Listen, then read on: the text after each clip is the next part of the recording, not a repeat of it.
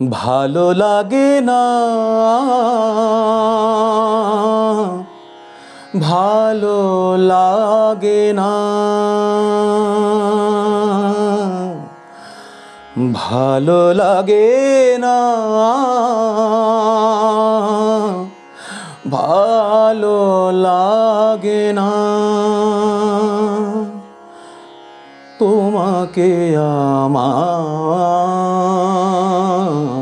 আর ভালো লাগে না, তোমাকে আমার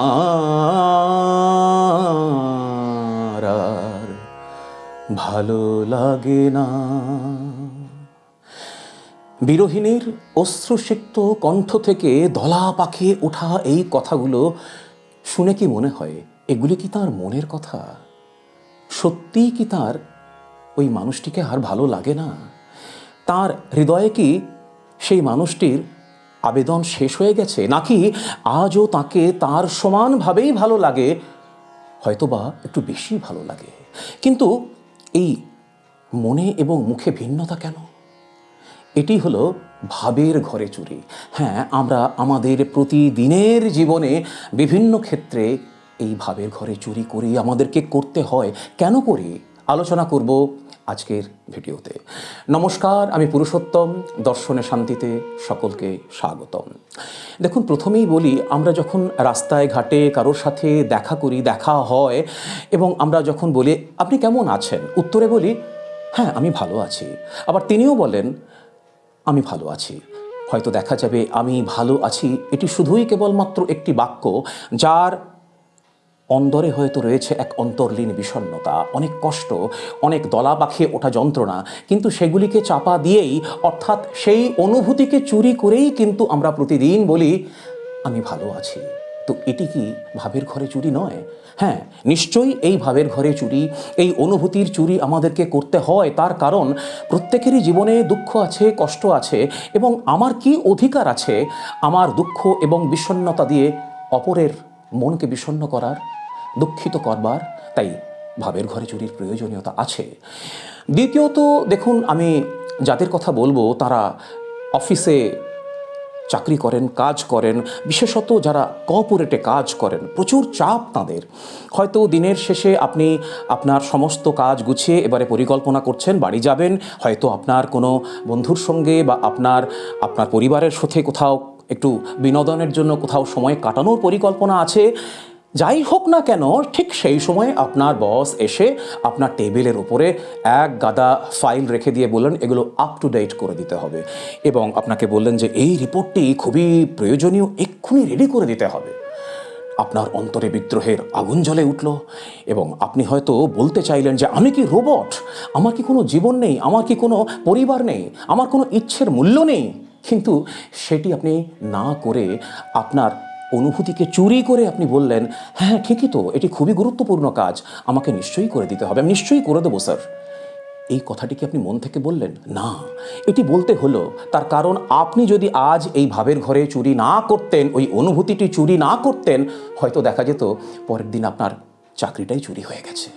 আসলে আমাদের এই অনেক সময় এই রকম পরিস্থিতিতে যখন অন্তরে দহন চলে, তখন অন্তরের আগ্নেয়গিরির উপরে আমাদেরকে কিন্তু বরফ চাপাতে হয়, এই শাব্দিক বরফ, অর্থাৎ হ্যাঁ সব ঠিক আছে, আমি ভালো আছি, আমি করে দেব, এগুলি সবই হচ্ছে কিন্তু ভাবের ঘরে চুরি।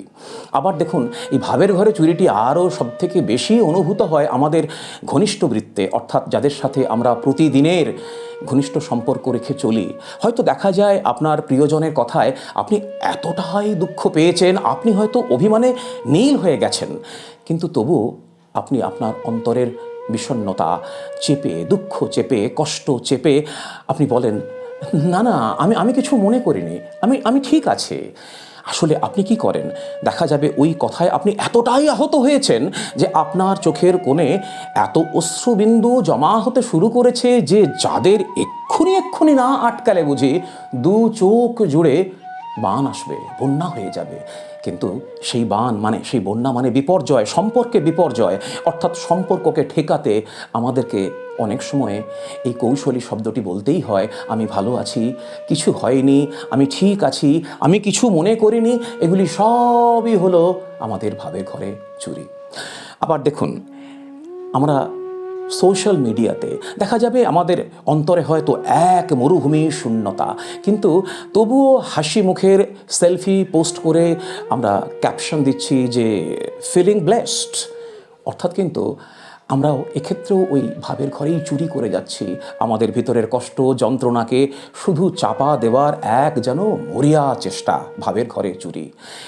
এবারে আমি যে বিষয়টি বলবো সেটি হচ্ছে, দেখুন, আমি একটা সিনেমা দেখেছিলাম অনেক দিন আগে, আমার ঠিক নামটি মনে পড়ছে না, খুব সম্ভবত হিন্দি সিনেমা, অতিথি কব যাওগে এরকমই একটি নাম ছিল, যদি আমি ভুল বলি সংশোধন করে দেবেন। তো সেখানে অতিথি এসেছেন, তিনি এমন এক অতিথি যার কারণে মানে যিনি গৃহস্থ তিনি একেবারে মানে বিপর্যস্ত হয়ে যাচ্ছেন। হ্যাঁ, সত্যি আমাদের এমন অনেক অতিথি আছে যিনি আপনার ভাবনাকে সম্মান করেন না, আপনার পরিবারের আদর্শকে সম্মান করেন না, কিন্তু শুধুই কেবলমাত্র ওই বললাম, একটি ভিডিও আমি করেছি এ নিয়ে, আপনারা দেখবেন। যাই হোক, ওই সিনেমাটার শেষটা কিন্তু ছিল অন্যরকম। যাক, সে কথায় আসছি না। আমি বলছি এমন এক অতিথি যিনি এসেছেন বলে আপনি বিপর্যস্ত হয়ে যাচ্ছেন, আপনি অপেক্ষা করছেন কখন যাবে, কিন্তু আপনি তো বলতে পারছেন না। অবশেষে একদিন সেই সকালটি এলো, প্রতীক্ষার পরে যখন তিনি বললেন, আজ তাহলে আসি। হ্যাঁ, আপনি তখন কি বলেন? আপনি বলেন, আরে আজকের দিনটা একটু থেকে গেলে হতো না? আপনি কিন্তু এক্ষেত্রে আপনার উচ্ছ্বাসকে চুরি করলেন।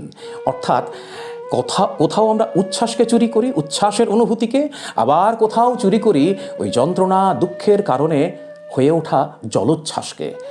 সুতরাং ভাবের ঘরে চুরি আমাদের কিন্তু করতেই হয়, এবং এই ভাবের ঘরে চুরি না করলে ক্ষেত্র বিশেষে সম্পর্ক বাঁচবে না, আমাদের কাজ বাঁচবে না, চাকরি বাঁচবে না।